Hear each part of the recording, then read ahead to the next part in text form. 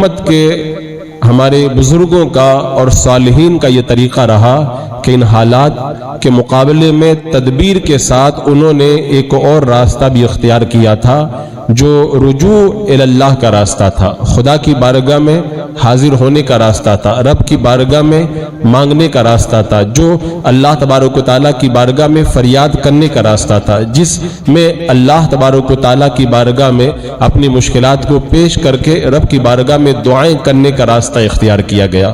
تو حضرات مکرم، جیسے ہمارے بزرگوں نے کیا، ہمارے اسلاف نے کیا، اسی طرح آج ہمیں اسی سیرت طیبہ کو پھر سے دہرانا ہے اور اسی کے اوپر ایک بار پھر عمل کرنے کی ضرورت ہے۔ ہم تدبیر کریں، جو قانونی دائرے میں ہم کر سکتے ہیں وہ کریں، جو ہم تگو دو کر سکتے ہیں وہ کریں، جو ہم جس انداز کے اندر اس امت کی خیر خواہی اور اس ملک کے اندر امن و سکون کے لیے ہم کر سکتے ہیں وہ کریں۔ لیکن یہاں پر میرے رب نے جو ارشاد فرمایا نا کہ وقال ربکم ادعونی استجب لکم، فرما دیجئے کہ وقال ربکم، تمہارے رب نے فرمایا کہ ادعونی استجب لکم، مجھ سے دعا کرو میں تمہاری دعا کو قبول فرماؤں گا۔ اور میرے آقا علیہ السلام نے ارشاد فرمایا من لم یسأل اللہ یغضب علیہ، جو اللہ سے دعا نہیں کرتا، اللہ سے نہیں مانگتا، اللہ اس بندے سے ناراض ہو جاتا ہے۔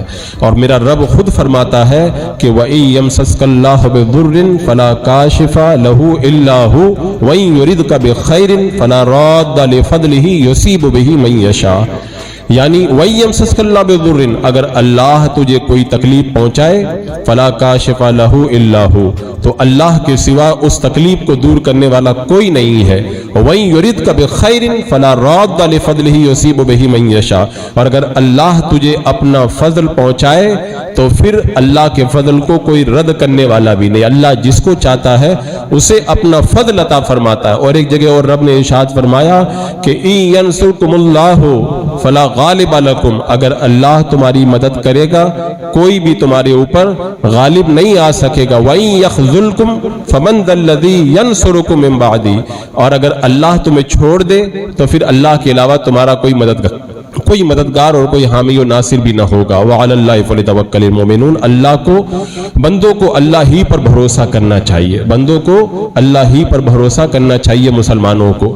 حضرات مکرم، یہ آیات کریمہ یا حدیث ہمیں بتاتی ہے کہ مشکل حالات کے مقابلے میں تدبیر کرنا، تگودو کرنا اور کوشش کرنا، یہ جہاں پر ضروری ہے وہیں پر ہمارے بزرگوں کا ایک راستہ یہ بھی رہا ہے کہ ان حالات کے اندر انہوں نے دعاؤں کے ذریعے رب کی رحمتوں کا دروازہ کھٹکھٹایا ہے۔ جیسا کہ ایک روایت میں آیا ہے کہ جس بندے کے لیے دعا کا دروازہ کھول دیا جاتا ہے اس بندے کے لیے اللہ کی رحمت کے دروازے کھول دیے جاتے ہیں، کیونکہ جو بندہ اللہ کی بارگاہ میں آ کر کے مانگتا ہے تو اپنی مرضی سے نہیں مانگتا، اس کا مطلب یہ ہوتا ہے کہ اللہ نے اسے اپنے در پہ آنے کی توفیق عطا فرمائی ہے، اور وہ ایسا بادشاہ ہے کہ جب اپنے در پہ کسی کو بلا لیتا ہے تو پھر اس کی یہ شان نہیں ہے کہ اس کو اپنے در سے خالی لوٹائے، وہ اپنے در سے پھر کسی کو خالی لوٹاتا نہیں۔ رب کی بارگاہ میں جو بندہ آ جاتا ہے، اور رب نے فرما دیا اجیب دعوت الداعی اذا دعان، جب مانگنے والا میری بارگاہ میں مانگتا ہے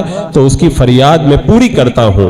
اور ہم سیرت طیبہ کو دیکھیں، احادیث طیبہ کو دیکھیں، آج میں اس کا ایک مختصر سا جائزہ آپ کے سامنے رکھوں گا کہ میرے آقا علیہ السلام کے زمانے سے لے کر کے آج تک مشکل سے مشکل حالات ہوئے، اس کے لیے جو کوششیں ہوئی، آج ان کوششوں پہ میں گفتگو نہیں کر رہا، یہ بتانا چاہوں گا کہ اس وقت دعاؤں کا دروازہ کیسے کھٹکھٹایا گیا۔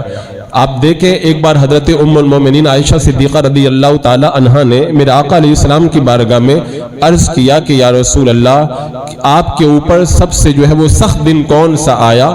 تو میرے آقا علیہ السلام نے ارشاد فرمایا کہ عائشہ، تیری قوم کی طرف سے مجھے بڑی تکلیفیں پہنچی، لیکن سب سے زیادہ تیری قوم کی طرف سے جو مجھے ستایا گیا وہ طائف کے میدان میں ستایا گیا، اور کیونکہ یہ ایک ایسا سخت لمحہ تھا۔ میرے آقا علیہ السلام نے خود ارشاد فرمایا اس وقت میں بڑا مغموم تھا، فرمایا کہ جب میں طائف سے پلٹا ہوں تو مجھے ہوش بھی نہ تھا، یعنی آپ کو اتنا جو ہے وہ ظلم و ستم آپ کے اوپر ڈھایا گیا۔ آپ اس وقت طائف کے جو سفر کی پوری داستان ہے وہ پڑھ کے دیکھیں، طائف کے سفر کی داستان کا ایک ایک سطر اور اس کا ایک ایک نقطہ دل کو لرزا دینے والا ہے۔ میرا آقا علیہ السلام ایمان کی جو ہے وہ دعوت لے کر کے جب ان کے درمیان تشریف لے گئے تھے، انہوں نے معاذ اللہ کیا کہا تھا، کیا خدا کو آپ کے علاوہ کوئی نبی بنانے کے لیے دوسرا نہیں ملا تھا؟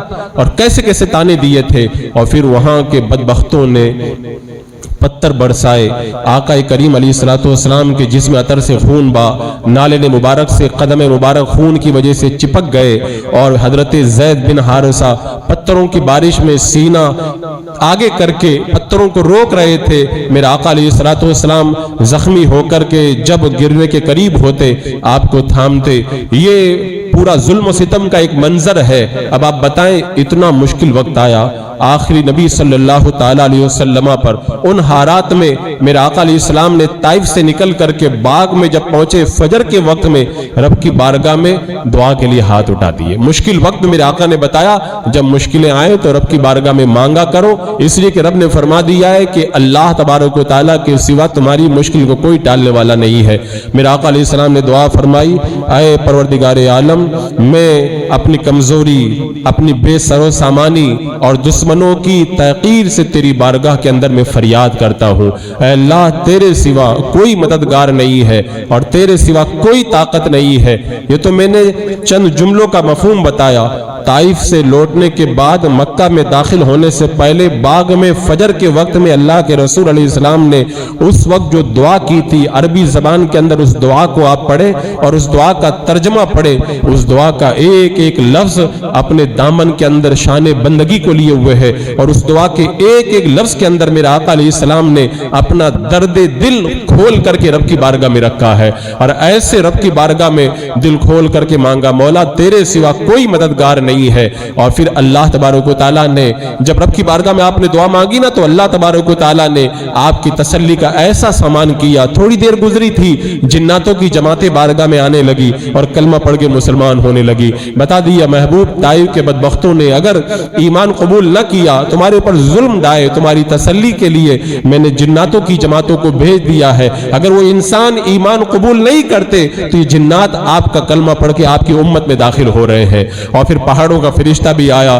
کہ آپ کہیں تو پورے طائف کو میں جو ہے وہ مسل کر کے رکھ دوں، پہاڑوں کے درمیان کچل کے رکھ دوں۔ میرے آقا نے فرمایا میں رحمت بنا کر کے بھیجا گیا ہوں۔ تو میرے آقا علیہ السلام نے بتایا مشکل حالات آئیں، کوشش کے بعد میں جو دوسرا راستہ ہے وہ یہی ہے کہ رب کی رحمتوں کو آواز دی جائے، اللہ تبارک و تعالیٰ کے در رحمت کو کھٹکھٹایا جائے، کیونکہ اس در پہ جو آتا ہے وہ خالی نہیں جاتا ہے۔ ہم جتنا مانگ کر کے خوش نہیں ہوتے ہیں نا، اللہ تعالیٰ دے کر کے اس سے زیادہ خوش ہوتا ہے۔ اور رب نے خود فرمایا کہ وَإِذَا سَأَلَكَ عِبَادِي عَنِّي فَإِنِّي قَرِيبٌ، اے محبوب اگر میرے بندے میرے بارے میں آپ سے پوچھے نا تو میرے بندوں کو بتا دو کہ میں ان سے قریب ہوں۔ کتنا قریب ہوں؟ وَنَحْنُ أَقْرَبُ إِلَيْهِ مِنْ حَبْلِ الْوَرِيدِ، میں شہ رگ سے بھی زیادہ ان سے قریب ہوں۔ یعنی ہماری جو شہ رگ ہے ہمارے بالکل قریب ہے، رب فرماتا اس سے بھی زیادہ میں تمہارے قریب ہوں۔ میرے بندوں کو کہہ دو میں دور نہیں ہوں، جیسے تم مانگو گے ادھر میں تمہاری مدد فرماؤں گا۔ تو اللہ تبارک و تعالیٰ نے مشکل حالات میں دعا کا حکم دیا، میرے آقا نے مشکل حالات میں دعائیں کی۔ آگے چلیں، بدر کا میدان، یہ بڑا مشکل وقت تھا، اس لیے کہ پورا عرب کا جو کفر تھا، وہ مکہ کا جو پورا کفر تھا وہ اکٹھا ہو کر کے میرے آقا علیہ السلام کے مقابلے میں آ گیا تھا، اور مسلمانوں کے پاس نہ تو تعداد زیادہ تھی اور نہ ان کے پاس ہتھیار تھے، ایک دم ٹوٹی ہوئی تلواریں اور بالکل بے سر و سامانی کا عالم۔ اللہ اکبر! ایسے مشکل وقت میں صحابہ کرام میدان میں ڈٹ گئے، لیکن میرے آقا علیہ السلام کے لیے جو عریش بنایا گیا تھا، جھوپڑا بنایا گیا تھا، میرے آقا علیہ السلام اس میں تشریف فرما ہے۔ ادھر جنگ کا میدان جاری ہے، حضرت ابوبکر صدیق اور میرے آقا علیہ السلام اپنے عریش میں موجود ہیں۔ اس وقت میرے آقا علیہ السلام رب کی بارگاہ میں دعا کر رہے تھے، ادھر مشکل وقت چل رہا ہے اور ادھر میرے آقا علیہ السلام رب کی رحمتوں کو آواز دے رہے ہیں۔ اور اس وقت اللہ کے رسول علیہ السلام نے جو دعا کے الفاظ کہے نا، وہ کلیجہ چیر دینے والے الفاظ ہیں۔ میرے آقا علیہ السلام نے رب کی بارگاہ میں عرض کیا، پروردگار تو نے جو وعدہ کیا تھا، اے اللہ تو نے جو مدد کا وعدہ کیا تھا وہ اپنی مدد بھیج دے۔ آج اگر تیری مدد نہ آئی تو پھر زمین پر تیری عبادت کرنے والا کوئی نہیں بچے گا۔ میرے آقا علیہ السلام نے دعا فرمائی، اور دعا اتنی رو رو کر کے دعا فرمائی اور اس قدر جو ہے وہ رب کی بارگاہ میں شان عبودیت کے ساتھ دعا فرمائی کہ آپ کی چادر مبارک جو دوش مبارک کے اوپر تھی، دعا کی عاجزی کی وجہ سے جب آپ دعا کر رہے تھے وہ چادر نیچے گر جاتی تھی۔ سیدنا ابو بکر صدیق چادر اٹھا کر کے دوبارہ کندھے پہ رکھتے تھے، عرض کرتے تھے یا رسول اللہ آپ نے مانگ لیا، رب کی مدد آ رہی ہے، یا رسول اللہ بس کیجئے۔ اور حضرت علی رضی اللہ تعالیٰ عنہ کا بیان ہے، بدر کا جب میدان گرم تھا نا، میرا آقا علیہ السلام کیا کر رہے تھے اس وقت؟ حضرت علی نے فرمایا میں لڑائی کے اندر بیچ میں نکل کر کے آتا تھا اور جا کر کے اپنے آقا کو دیکھتا تھا کہ میرے آقا کیا کر رہے ہیں۔ فرماتے جب بھی میں خیمے میں گیا، عریش میں گیا، تو میں نے دیکھا اللہ کے رسول علیہ السلام کا سر پاک سجدے میں ہے اور آپ بار بار رب کی بارگاہ میں مانگ رہے ہیں یا حیو یا قیوم برحمتک استغیث، یا حیو یا قیوم برحمتک استغیث، رب کی رحمتوں کو آواز دے رہے پروردگار عالم اے حیو قیوم تو مدد فرما دے۔ تو میرے آقا علیہ السلام نے بتایا کہ جب وقت مشکل آ جائے، تم کمزور ہو، تمہارے پاس میں سامان نہ ہو اور دشمن تمہارے اوپر غالب آنے کا تمہیں خوف ہو، ایسے مشکل وقت کے اندر اگر تم اپنی کوشش کر چکو، کوشش کے بعد میں تمہارے لیے سب سے اچھا راستہ یہی ہے کہ ایسے وقت میں رب کی رحمتوں کو آواز دو، اس لیے کہ رب فرماتا ہے کہ ینصرکم اللہ فلا غالب لکم، اگر اللہ تمہاری مدد فرمائے کوئی تمہارے اوپر غالب نہیں آ سکتا، وَإِن يَخْذُلْكُمْ فَمَنْ ذَا الَّذِي يَنْصُرُكُم مِّن بَعْدِهِ، اور اگر اللہ تمہیں چھوڑ دے تو پھر کون ہے جو تمہاری مدد کرے گا؟ میرا آقا نے بتایا ایسے وقت میں رب کی رحمتوں کو آواز دو۔ اور آگے چل کے دیکھیں وہ ایک مشکل وقت آیا جو خندق کی جنگ ہوئی۔ اب تک تو خالی مکہ کے کفار مقابلے میں آتے تھے، جب جنگ خندق ہوئی تو صرف مکہ نہیں، مکہ کے آس پاس کے سارے قبائل، عرب کے سارے کفار و مشرکین سب اکٹھا ہو کر کے آئے۔ جنگ خندق کا نام قرآن مقدس میں احزاب رکھا گیا ہے۔ احزاب کا مطلب ہوتا ہے پارٹیاں، جماعتیں، گروہ، یعنی یہ ایک ایسی جنگ تھی، اس جنگ میں ایک جگہ کے لوگ نہیں تھے، پورے عرب کے لوگ اکٹھا ہو کر کے آئے تھے۔ ان کا مقصد کیا تھا؟ آج مسلمانوں کو زمین سے مٹا دیں گے، آج اسلام کا نام و نشان ختم کر دیں گے۔ مسلمان بڑی بے سر و سامانی کے عالم میں، ٹھنڈی کا موسم، بدن چھپانے کے لیے کپڑے تک بھی نہیں، کھانے کے لیے تو ایسی نوبت تھی۔ آپ حضرات نے اس وقت خندق کے موقع پہ پڑھا، میرا آقا علیہ السلام جب خندق کھود رہے تھے، آپ کے پیٹ کے اوپر، شکم مبارک کے اوپر بھوک کی وجہ سے پتھر بندے ہوئے تھے۔ صحابہ کرام بھی پیٹ پہ پتھر باندھ کر کے خندق کھود رہے تھے، اور کفار اور اس مسلمانوں کے ساتھ جو منافقین ملے ہوئے تھے وہ تو ایسے ڈرے ہوئے تھے۔ اللہ تعالیٰ نے قرآن پاک میں فرمایا نا کہ وہ کہہ رہے تھے کہ اللہ نے جو ہم سے وعدہ کیا تھا نا، جھوٹا وعدہ کیا تھا، کوئی مدد ہی نہیں ہو رہی ہماری۔ ایسے وقت رب نے خود فرمایا کہ اس وقت مسلمانوں کو ہلا دیا گیا تھا، بالکل ایک دم بالکل وہ ہلا ڈالے گئے تھے۔ ایسا مشکل وقت، اب آپ دیکھیں ایسا مشکل وقت آئے، صحابہ نے کوشش کی، میرے آقا علیہ السلام نے کوششیں کی، اس کے بعد میں جو سب سے بڑا راستہ کون سا اختیار کیا؟ جب بندہ مشکلات میں گر جائے اور جب لگے کہ اب ہمارا کوئی نہیں، تو اس کو یہ احساس ہونا چاہیے جب جس کا کوئی نہیں ہوتا اس کا اللہ تبارک و تعالیٰ ہوا کرتا ہے۔ اور ایسے موقع میں رب سے مانگا جاتا ہے نا، تو پھر اس کے بعد میں یہ نہیں ہوتا کہ ایک کے مقابلے میں کتنے ہیں۔ جب رب مدد پہ آ جائے تو ساری دنیا ایک طرف، حق پہ بندہ ایک طرف، اللہ تعالیٰ اس ایک کو بھی غلبہ عطا فرماتا ہے۔ میرے آقا علیہ السلام نے اس وقت جو ہے وہ کئی دنوں تک یہ سلسلہ چلتا رہا اور لیکن حالات جو ہے وہ سنبھلنے کو نہ آئے۔ پھر میرے آقا علیہ السلام نے رب کی بارگاہ میں دعا کے لیے ہاتھ اٹھا دیے، اور میرے آقا علیہ السلام نے رب کی بارگاہ میں جو دعا کی تھی نا، اللہ اکبر۔ حضرت عبداللہ ابن جابر رضی اللہ تعالیٰ عنہ فرماتے ہیں کہ پیر، منگل اور بدھ 3 دن تک میرے آقا علیہ السلام نے دعا کی۔ کہاں پہ دعا کی؟ مسجد فتح میں دعا کی، جو آج بھی وہاں پر موجود ہے۔ اہل محبت جاتے ہیں اور اس کا دیدار کرتے ہیں، وہاں پہ برکت حاصل مسجد فتح میں آپ تشریف لے گئے، پیر کے دن دعا کی، اور پھر منگل کے دن دعا کی، پھر بدھ کے دن ظہر اور عصر کے درمیان دعا کی، اللہ کی مدد آ گئی۔ علماء نے فرمایا نا کہ اسی لیے فرمایا گیا کہ بدھ کے دن اگر کوئی ظہر اور عصر کے درمیان دعا کرے تو اللہ تعالیٰ اس دعا کو قبول فرماتا ہے۔ میرے آقا علیہ السلام نے دعا کی تھی رب کی بارگاہ میں، اے اللہ تو ہی مدد کرنے والا ہے، اے اللہ ان سب کو اے اللہ ہلا دے، اے اللہ ان سب کو نیست و نابود کر دے۔ دعا کا مفہوم یہی تھا۔ میرے آقا علیہ السلام نے دعا کی اور پھر اللہ کی ایسی مدد آئی کہ ایک مٹھی آپ نے لے کر کفار کی طرف तरफ उछाली ना तो कुफ्फार की जितनी टीमें आई थी, जितने इलाके के लोग आए थे, वो सब भागते हुए नजर आ रहे थे। उनकी हांडियां उलट गई, आंधी आई, जलजला आया, उनके सारे के सारे जो लश्करी थे, जो घोड़े थे, वो सब के सब जो है रस्सियां तुड़ा तुड़ा करके भागने लगे। उनके जो खाने की देगें थी वो भी उलट गई और फिर वो नक्शा पूरा पलटा हुआ था। अब तक जो कौमें इस्लाम और मुस्लिमीन को मिटाने का आज़म लेकर के मैदान में एक जमाने से टिकी हुई थी, वो ऐसे भाग रही थी जैसे उनका कोई पुरसाने हाल नहीं। अल्लाह ने अहले ईमान को उन मुसीबतों से निजात दी और गलबा अता फरमाया और कुफार और मुस्लिमीन मुशरिकीन को जो है वो शिकस्त से दो चार किया। तो मेरे आका अलैहिस्सलाम ने मुश्किल वक्त में दुआ का दरवाजा खटखटा के बता दिया कि रब से मांगोगे, इधर तुम मांगोगे उधर मदद आएगी। ऐसा नहीं कि नबी दुआ करे तो कबूल हो और नबी की उम्मती दुआ करे, क्योंकि रब ने जो फरमाया ना कि उदूनी अस्तजीब लकुम, ये सिर्फ नबियों के लिए नहीं, सारे बंदों के लिए, जो भी मांगेगा रब फरमाता है मैं उसकी दुआ को कबूल फरमाऊंगा। और आप देखें एक और सख्त मौका आया था और वो था हुनैन का मौका। जब मक्का फतेह हो गया उसके बाद में ग़ज़वा हुनैन हुआ।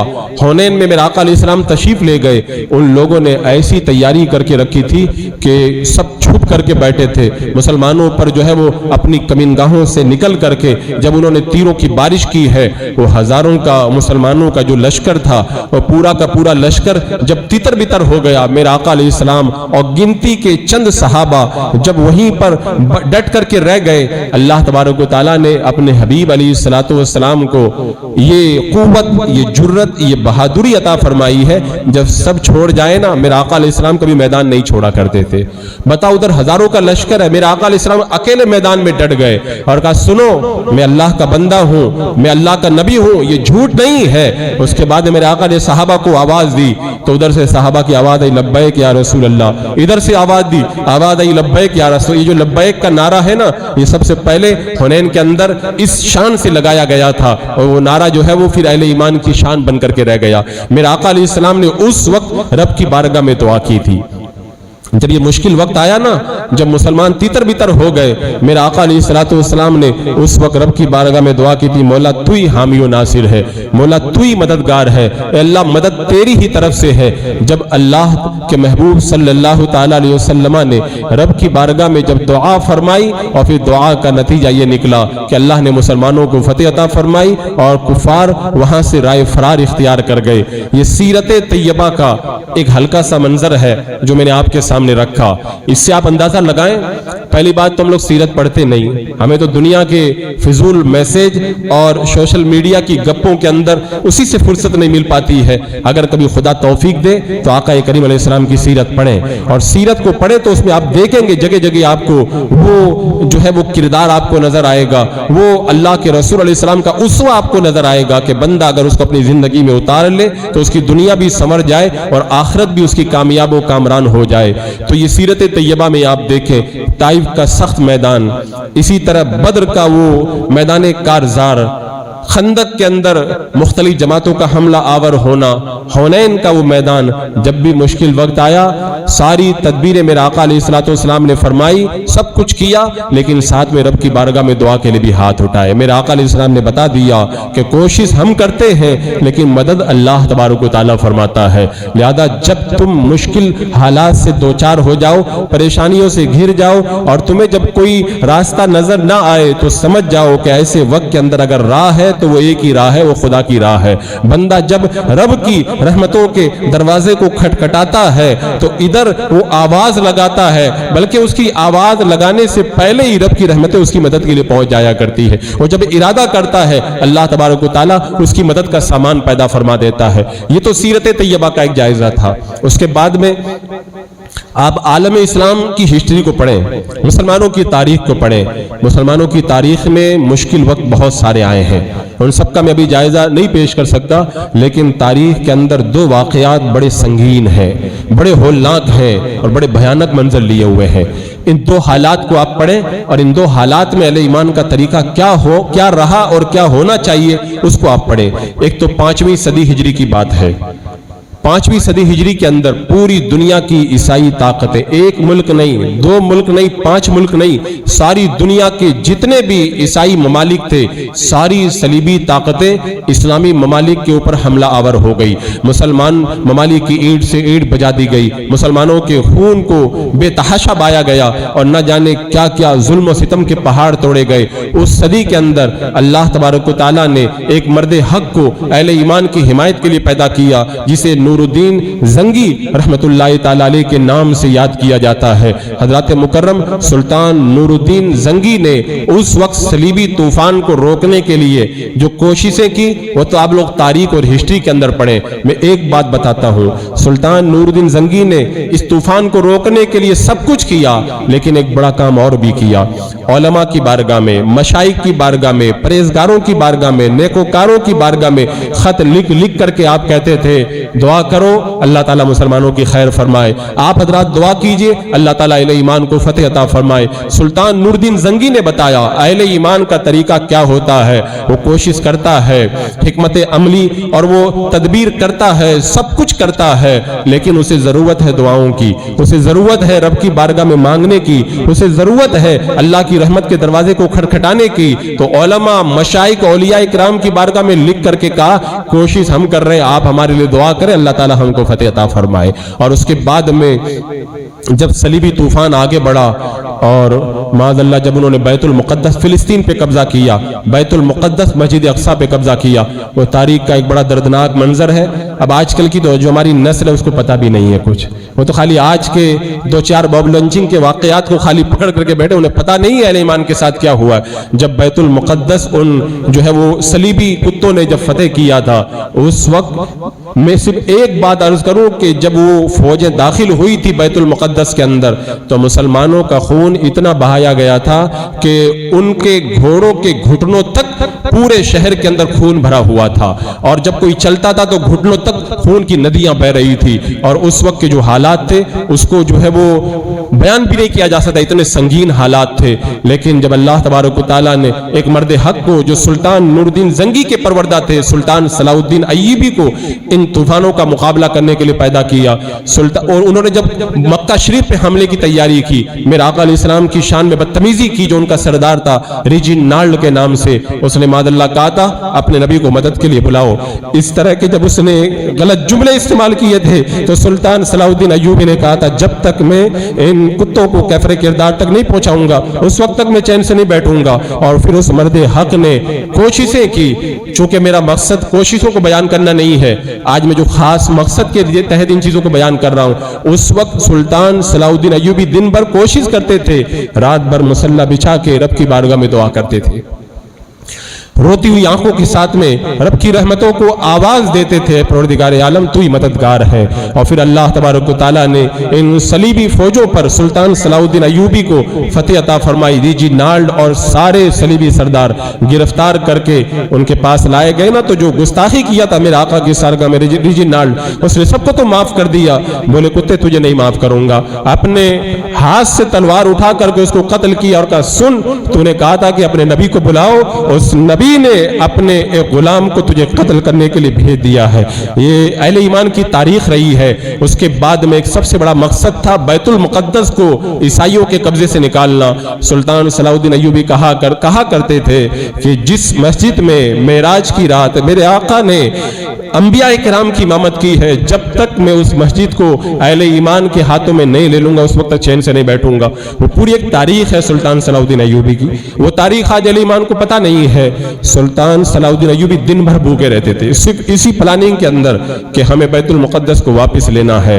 और तारीख में तो यहाँ तक मिलता, जुमा से लेकर जुमा तक पूरा हफ्ता गुजर जाता था, सिर्फ चंद लुक़मे खाते थे, एक जो है वो जुनून तैयार था। और फिर अल्लाह तबारक व तआला ने मर्द हक को फतेह अता फरमाई और 90 साल के बाद बैतुल मुक़द्दस फिर मुसलमानों के कब्जे में आया, फिलिस्तीन फतेह हुआ, बैतुल मुक़द्दस। अब आप अंदाजा लगाएं, जब इतनी बड़ी फतेह रब ने अता फरमाई, पूरी दुनिया की जो सलीबी ताकतें थी सब ابل پڑی کہ بیت المقدس ہمارے ہاتھوں سے نکل گیا۔ اس کے بعد میں ساری دنیا کی طاقتیں، صلیبی طاقتیں مل کر کے سلطان صلاح الدین ایوبی پر حملہ آور ہوئی۔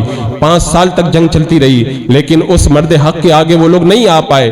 ایک ایسا موقع آیا تھا، ان کا ایسا سخت حملہ ہوا کہ یہ خوف ہوا کہ کہیں بیت المقدس ہمارے ہاتھوں سے نہ نکل جائے۔ راوی کا بیان ہے رات کا وقت تھا، مصلی پہ سلطان صلاح الدین ایوبی بیٹھ کر کے دعا کر رہے ہیں اور آنکھوں سے آنسو ٹپک رہے ہیں، مولا تو ہی مدد کرنے والا، تیرے علاوہ کوئی مددگار نہیں ہے۔ اس وقت راوی کہتے ہیں میں نے کہا کہ کل جمعہ کا دن ہے، میرا آقا علیہ السلام کل جہاں سے معراج کے لیے تشریف لے گئے تھے، آپ وہیں پہ جائیں، غسل کر کے وہاں پہ 2 رکعت نماز پڑھے، پھر دعا کریں، اللہ تعالیٰ فتح عطا فرمائے گا۔ سلطان صلاح الدین ایوبی نے جمعہ کے دن معراج مصطفیٰ صلی اللہ علیہ وسلم کے مقام پہ نماز ادا کر کے رب کی بارگاہ میں دعا کی، ادھر دعا بلند ہوئی ہے، ادھر رب کی مدد آئی، اللہ نے اس مرد حق کو فتح عطا فرمائی اور ساری صلیبی طاقتیں چھٹ کر کے رہ گئی۔ تو آپ یہ سیرت پڑھ کے دیکھیں، مشکل حالات میں ہمارے اسلاف نے ساری تدبیریں اور سارے کام کرنے کے ساتھ دعاؤں کے ذریعے رب کی بارگاہ سے جو ہے وہ مدد طلب کی ہے۔ اور اس کے بعد میں یہ تو ایک بڑا فتنہ تھا جو میں نے بتایا صلیبی جنگوں کا۔ 5ویں صدی میں ایک بڑا ہولناک وقت آیا تھا اہل ایمان پر 7ویں صدی میں، جس کو فتنہ تاتار کہتے ہیں، جسے چنگیز خان اور ہلاکو خان کا جو ہے وہ فتنہ کہا جاتا ہے۔ یہ فتنہ، اس فتنے کو جن علماء نے بیان کیا ہے نا، ان علماء نے کہا کاش اس کو بیان کرنے سے پہلے ہم اپنے آپ کو بھول گئے ہوتے، ہماری ماؤں نے ہمیں پیدا ہی نہیں کیا ہوتا۔ بتاتے پوری دنیا اسلام کے اندر اتنا سخت وقت کبھی بھی نہیں آیا، پوری تاریخ اسلام کے اندر یہ فتنہ ایسا فتنہ تھا کہ اس کی پوری تاریخ کو جب پڑھے نا تو بندے کا کلیجہ ہل کے رہ جاتا ہے۔ یہ فتنہ تاتار، ہلاکو خان کا بغداد پہ حملہ، ساری دنیا کے جتنے اسلامی ممالک تھے زیادہ تر کو اس نے تاخت و تاراج کیا، مسلمانوں کو بے تحاشا قتل کیا۔ صرف اتنا آپ سمجھ لیں، بغداد پہ جب انہوں نے حملہ کیا تو بے شمار علماء مشائخ کو قتل کیا، 16 لاکھ مسلمانوں کو قتل کیا، اور معتصم باللہ عباسی خلیفہ کو انہوں نے اس انداز میں قتل کیا کہ روئی کے گارے کے اندر اسے لپیٹ کر کے گھوڑے دوڑا کر کے مار دیا، کہ وہ کہہ رہے تھے کہ اگر بادشاہ کو قتل کیا گیا، خون کا قطرہ زمین پہ گرا تو کچھ انقلاب آ جائے گا، لہذا خون کا قطرہ بھی زمین پہ نہ گرنا چاہیے۔ علماء بیان کرتے ہیں دریائے دجلہ کا پانی کئی دنوں تک مسلمانوں کے خون سے لال ہو کر کے بہتا رہا۔ ایسا سنگین وقت اہل ایمان کے آیا تھا۔ اب میں آپ کو بتاؤں ایسے مشکل حالات کے اندر اہل ایمان کو کیا کرنا چاہیے، جس بات کو بیان کرنے کے لیے میں نے جو آج یہ ٹاپک شروع کیا ہے۔ ایک بڑے پائے کے بزرگ گزرے ہیں شاہ ابو الحسن شاذلی رحمۃ اللہ تعالی علیہ، انہوں نے ایک وظیفہ لکھا ہے جو حزب البحر کے نام سے ہے۔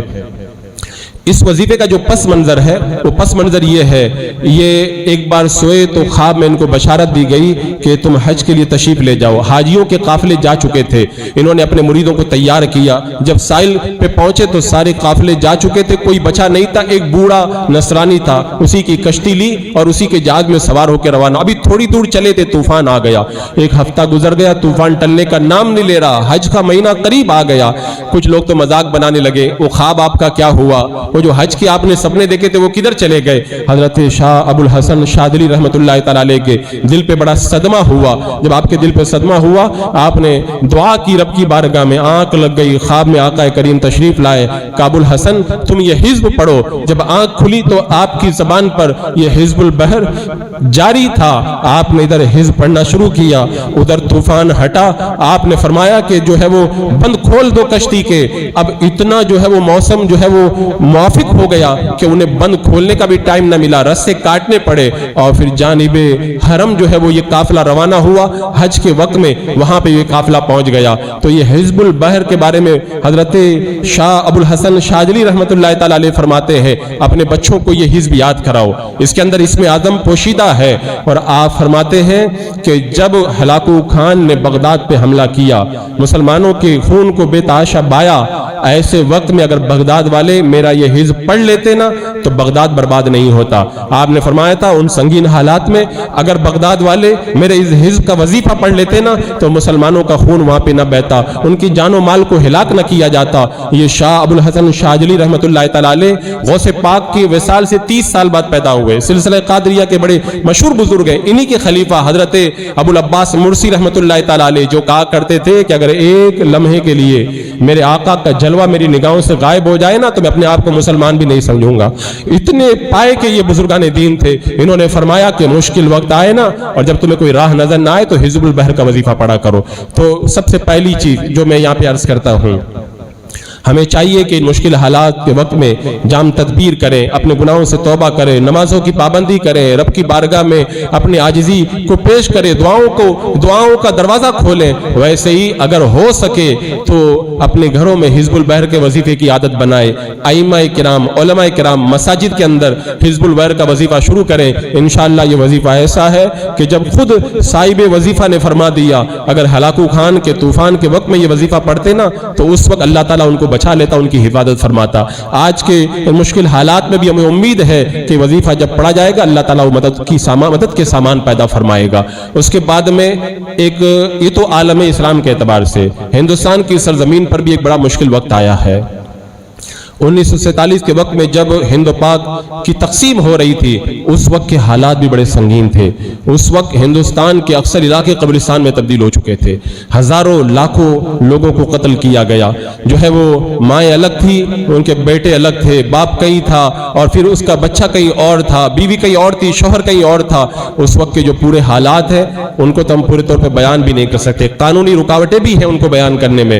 बस मैं खाली इतना कहूँगा, उन मुश्किल हालात में जब लाखों लोग हिजरत करके यहाँ से जा रहे थे, हुजूर सरकार मुफ्ती आदम हिंद शहजादा आला हजरत हुजूर मुफ्ती आदम मुस्तफ़ा रज़ा खां अली रहमत व रिज़वान ने फरमाया था, ऐ मुसलमानों तुम कहाँ भाग रहे हो?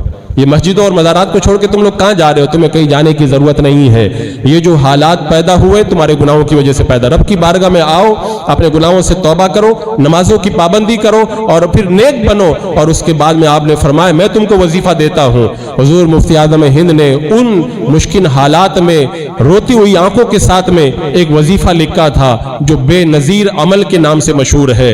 वो वजीफा आपने लिखा, फरमाया वजीफा सुबह शाम तुम भी पढ़ो और इस वजीफे को लिखकर अपने घरों में भी लगाओ। इस वजीफे को तावीज़ बना के अपने बच्चों के गले में लटकाओ। इस वजीफे में आपने लिखा है, आपने खुद फरमाया कि हमारी जो दुआएं हैं, फरमाया कलिमातुल्लाह अख्फालुन अलैना, अल्लाह के जो कलिमात है वो हमारे लिए ताले हैं। फरमाते जो हम दुआ करते ना ये हमारे लिए ताला है। जैसे बंदा जैसे ताला लगा देता है ना तो अंदर महफूज हो जाता है, ये दुआएं भी हमारे लिए ताला है। जब बंदा इनको पढ़ेगा, इन दुआओं को, इन कलिमात को पढ़ेगा, ऐसा ताला लगेगा, अल्लाह उनकी जानों की भी हिफाजत फरमाएगा, मालों की भी हिफाजत फरमाएगा, आलो औलाद की भी हिफाजत फरमाएगा, मसाजिद व मकाबिर की भी हिफाजत फरमाएगा। हुजूर सरकार मुफ्ती आदम हिंद रहमतुल्लाह तआला अलैह ने उन मुश्किल हालात में वजीफा अता फरमाया। और ऐसा नहीं कि सिर्फ ज़बानी वजीफा दिया, आपने फरमाया कहीं जाने की जरूरत नहीं है। सरकार मुफ्ती आदम हिंद का जो महल्ला बरेली शरीफ का सौदागरान, पूरा इलाका गैर मुस्लिमों का इलाका था, लेकिन आप पूरी जवामर्दी के साथ में पांचों वक्त मस्जिद में जाके नमाज अदा कर। लोगों ने कहा हुजूर जान का खतरा है, फरमाया कोई खतरा नहीं, हम जाएंगे पांचों वक्त मस्जिद में जाके जमात के साथ नमाज पढ़ेंगे। आपने बता दिया जो अल्लाह पे भरोसा करता है, रब ने फरमा दिया ना कि यंसुरकुमुल्लाहु फला गालिब लकुम, अल्लाह अगर तुम्हारी मदद करे तो फिर कोई तुम्हारे ऊपर गालिब नहीं आ सकता है। तो सरकार मुफ्ती आदम हिंद अली रहमत व रिज़वान ने उन मुश्किल औकात में रोती हुई आंखों के साथ में जो बेनज़ीर अमल का वजीफा हमें अता फरमाया। आज के इन मुश्किल हालात में मैं हर एक मुसलमान से गुजारिश करूंगा इस वजीफे को अपना मामूल बनाएं। पहले तौबा करें, नमाजों की पाबंदी करें, नेक बने, तदबीर करना वो तदबीर करें कानून के दायरे में, साथ में ये वजीफा भी अपनी जिंदगियों का मामूल बना ले। इंशाअल्लाह जान और माल की हिफाजत का सामान पैदा होगा। और ये बेनज़ीर अमल आप हजरात अगर बहुत बड़ा भी नहीं है, 2 सफ़ा का है, अगर आप इसको याद भी करना चाहें तो याद भी कर लें। जमात रज़ाए मुस्तफ़ा कुल्ला के चैनल पर इंशाअल्लाह आज इसकी PDF फाइल को भी अपलोड कर दिया जाएगा और इसको छपने के लिए भी हम जल्दी भेज रहे हैं। 2-4 दिन में इंशाअल्लाह छप के आएगा तो हम तकसीम भी करेंगे। आप हजरात उसको पढ़े पाबंदी से। और इंशाअल्लाह कल मैं जब उम्रा के लिए निकलना वापस आऊँगा तो हमारी मस्जिद के अंदर भी बाज़ाब्ता तौर पर इंशाअल्लाह इस वजीफे का एहतमाम किया जाएगा। हमारा काम है मांगना। बंदा मांगता है, देने वाला परवरदिगार आलम है। हम मांगते अपनी औकात के मुताबिक मांगते हैं, रब जब अता फरमाता है अपनी शान के मुताबिक अता फरमाता है। सुल्तान महमूद गजनवी के ज़माने में एक बंदा था ना कि वो एक डॉक्टर के पास गया बड़ी बीमारी की वजह से।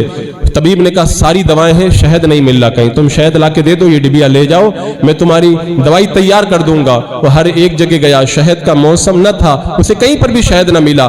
آخر جا کر کے اس نے سلطان محمود غزنوی کا دروازہ کھٹکھٹا دیا۔ اندر سے ایاز باہر آئے، کہا کیا بات ہے؟ کہا یہ ڈبیا شہد کی دے دو، بہت بیمار ہوں، دوا کی ضرورت ہے۔ کہا بادشاہ سے پوچھتا ہوں۔ بادشاہ کے دربار میں گئے، کہا کہ ایک آدمی ہے آپ کی رعایا میں سے، اس کو شہد چاہیے، ڈبیا لے کے آیا۔ تو ایاز سے سلطان محمود غزنوی نے فرمایا کہ ڈبیا رکھ دو، 3 کین اٹھا کر کے جا کر کے اس کو شہد کے دے دو۔ ایاز نے کہا وہ غریب آدمی تھوڑا سا شہد مانگ رہا، 3 کین کو کیا کرے گا؟ بادشاہ نے کہا سنو، وہ فقیر آدمی ہے، اس نے ڈبیا دی اپنی حیثیت کے مطابق مانگا، ہم بادشاہ ہیں، ہم جب دیں گے نا تو اپنی حیثیت کے مطابق دیں گے۔ تو جب ایک دنیا کا بادشاہ تھوڑا سا مانگنے والے کو اتنا دیتا اپنی حیثیت کے مطابق، جب ہم رب سے مانگیں گے تو اپنی شان کے مطابق کتنا دے گا بندہ اس کا اندازہ نہیں کر سکتا ہے۔ تو یہ جو اعمال ہیں، اور فرمایا گیا حدیث پاک میں کہ لا يرد القضاء الا الدعاء، تقدیر نہیں ٹلتی ہے مگر دعاؤں ہی سے ٹلتی ہے، یعنی جو تقدیر مبرم نہ ہو، ٹلنے والی تقدیر ہوتی ہے، اللہ تعالیٰ دعاؤں کی وجہ سے اس تقدیر کو ٹال دیتا ہے۔ اور ہمارے بزرگوں نے ہر مشکل وقت میں، اب میں تو چند مثالیں پیش کیا ہوں، جب بھی مشکل گھڑی آئی نا تو انہوں نے دعاؤں کا دروازہ کھٹکھٹایا ہے اور رب کی رحمتیں آئی ہیں۔ تو میں یہ گزارش کروں گا کہ آپ نمازوں کی پابندی، گناہوں سے توبہ اور بہترین تدابیر کے ساتھ میں ایک کام یہ بھی کریں کہ کم از کم اگر حزب البیان نہیں پڑھ سکتے، اس کو پڑھنے میں 15-20 منٹ لگتا ہے تو 5 منٹ اس کو پڑھنے میں لگتا ہے، یہ 5 منٹ کا وظیفہ بے نظیر عمل۔ اس وقت جبکہ آج سے کئی گنا زیادہ حالات خراب تھے، اس وقت سرکار مفتی اعظم ہند نے عطا فرمایا تھا، اس کو آپ پڑھیں۔ وہ پی ڈی ایف فائل لینا چاہیں تو جماعت کے چینل سے پی ڈی ایف فائل لے لیں، اور انشاءاللہ اس کو ہم تقسیم بھی کریں گے جلدی، تو اس کو آپ حضرات حاصل کریں، خود بھی پڑھیں، اپنے گھروں میں اپنی جو ہے وہ ماؤں بہنوں کو بھی دیں، وہ بھی اس کا وظیفہ کریں، پھر دیکھو اللہ تعالیٰ اپنی مدد کے سامان کیسے پیدا فرماتا ہے۔ حضرات مکرم، ہم کہتے تو ہیں اللہ اکبر، سنتے ہیں اللہ اکبر، لیکن ہمارے اندر جو اعتماد کی کیفیت ہونی چاہیے، جو یقین کا معاملہ ہونا چاہیے، اور ہمارے اندر جو ایک شعور ہونا چاہیے، وہ ہمارے اندر شعور نہیں، ورنہ لفظ اللہ اکبر خود ہی اتنا طاقتور ہے، اگر بندہ خالی یقین کے ساتھ اللہ اکبر